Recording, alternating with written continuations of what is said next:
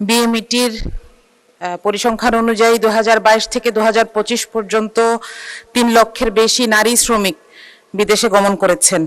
তাদের নিরাপত্তা, বেতন বঞ্চনা, চুক্তি লঙ্ঘন ইত্যাদি ছাড়াও প্রায় 94% নারী শ্রমিক যৌন নির্যাতনের শিকার হন।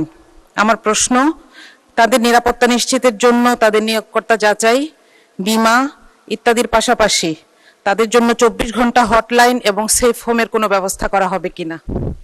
ধন্যবাদ মাননীয় সদস্য। মাননীয় প্রতিমন্ত্রী। আমাদের বাংলাদেশ থেকে 16135 টোল ফ্রি একটি হটলাইন পরিচালনা করা হয়, যেটা দেশের বাইরে থেকেও আমাদের যে কোনো প্রবাসী যে কোনো সেবা কিংবা অসুবিধার কথা এখানে জানাতে পারবে। যদি তারা জানায়, আমরা এখান থেকে ওই ধরনের ব্যবস্থা নিয়ে থাকি। এছাড়া আমাদের বাইরের দূতাবাসগুলোর মাধ্যমেও তাদের সেবা দেওয়া হয়, এবং আগে অনেকগুলো দেশের সাথে আমাদের এমইউ ছিল না, এখন আমাদের বিভিন্ন দেশের সাথে এমইউ হচ্ছে, যার ফলে আমরা আমাদের শ্রমিকদের মর্যাদার প্রশ্নে কিংবা তাদের সোশ্যাল প্রোটেকশনের ক্ষেত্রে, কর্মক্ষেত্রে যদি তারা এই ধরনের হ্যারাসমেন্টের শিকার হয়, সেটা একটা প্রতিকার দাবি করতে পারি।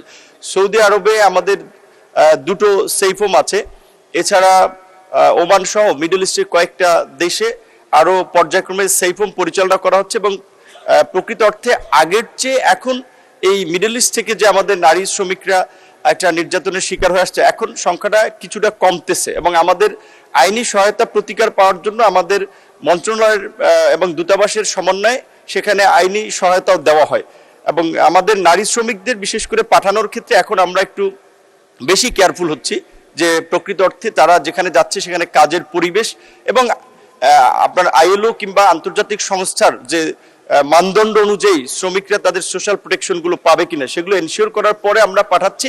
এবং এখন বিশেষ করে আমাদের সব ক্ষেত্রে শ্রমিক পাঠানোর ক্ষেত্রে আমরা অ্যাডভান্স পুল তৈরি করার কথা ভাবছি, যেন আমরা মন্ত্রণালয় এবং ওই দেশের নিয়োগকর্তারা যেন এখান থেকে তাদের রিকোয়ারমেন্ট অনুযায়ী কর্মী নিতে পারে, এবং সেখানে আমাদের মন্ত্রণালয় একটা সরাসরি সম্পৃক্ত থাকে এজেন্সির বাইরেও।